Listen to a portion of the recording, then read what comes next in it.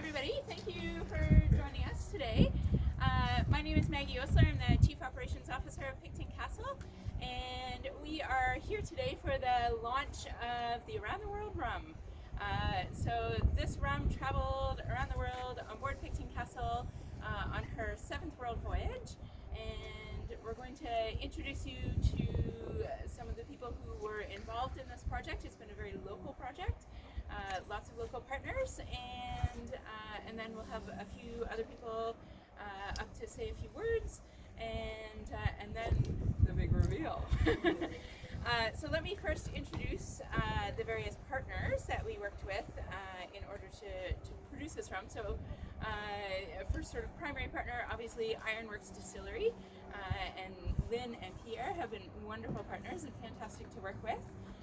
Picton Castle, including the crew of our most recent world voyage, the ceramic artist who designed the bottle, Cara Highfield, and the graphic designer who is making the boxes look so fantastic, Stephen Bishop, and the box maker, Mike Fraser, right over here, and one person who had some car trouble and couldn't join us today, unfortunately, Grace McCaffrey from the Prescott Group, who has designed the bags that things also come in. So there have been a lot of people involved, and it's been a pleasure to work with all of them.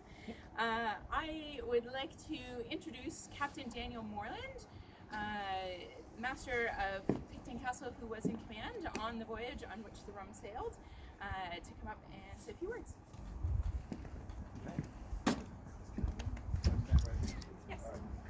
Well, we first were approached to carry rum around the world. I thought, well, we could bring rum to Lunenburg, or we could take rum away, but carry it around the world. I thought, well, that's an interesting idea.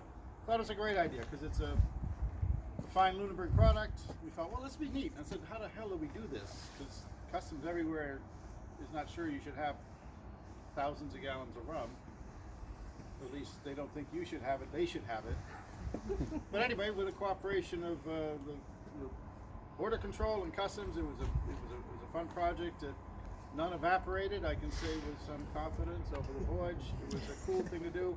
But also, as we are in the middle of a boating school right now, I think it's worth pointing out that half of the proceeds from this rum goes to scholarships for young people to sail and learn to become seamen. So we're very grateful for that. And our job was just to carry it. You guys made it. Might taste it someday, I guess. You can Taste it someday. Anyway, we were very pleased to do this. We thought this is an out-of-the-box thing, super cool to do. Happy to do it, and happy that the results of it helps young folks get professional marine training. So, all good. That's what I got to say. All right.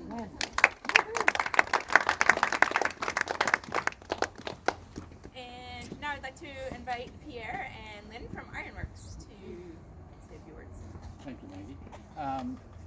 I was trying to remember this morning the genesis of this idea of the Around the World Rum, and memory gets a little foggy over time, and all I can remember is going to visit the Picton offices and sitting around with Captain Dan and Trudy and Maggie, and us kind of very sheepishly saying, you know, you're about to go around the world on your fabulous ship.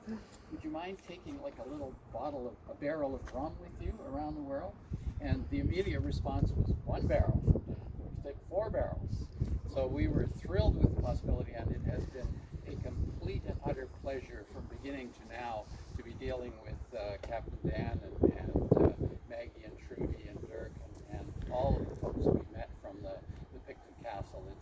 It's been good fun. It's a fabulous project that for us reflects our terroir, if you will, being in Lunenburg, being with the sea, our rum boat sitting out there, and so on. So any time we can take advantage of the history and the fabulous people and opportunities in Lunenburg, we jump at it. And so we were very thrilled to be part of this. And I want to give special thanks to Cara, who designed the bottle.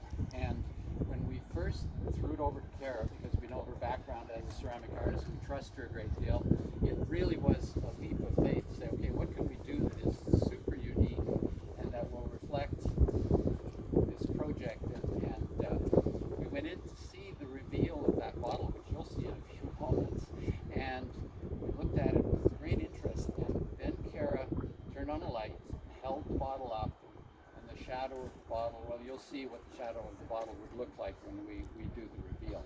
And we were completely blown away. So Kara, it was fabulous. We were so thrilled to have you involved in the project. And Stephen, of course, is our go-to graphic designer, living in Lunenburg, as Kara does. And we then turned the box over to him to design, and you will see that we expected one thing, and he gave us, as he always does, something completely different and fabulous, and we are so very, very proud of it. And Mike has always helped us with building our boxes, and the box history on this project I will not tell you about, except that we sat down with Mike and we came up with a completely different design than we've been normally doing, and he's worked his butt off in order to produce sufficient number of them. One of the things that's important to point out is there will only ever be 1,500 bottles of this product.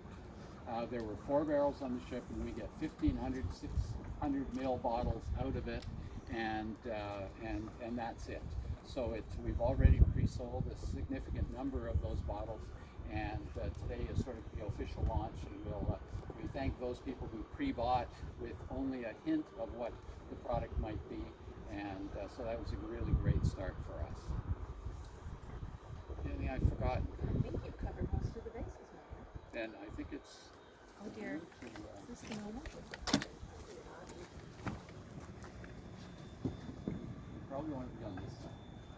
Just in terms of what's behind Not the... because of the dangers.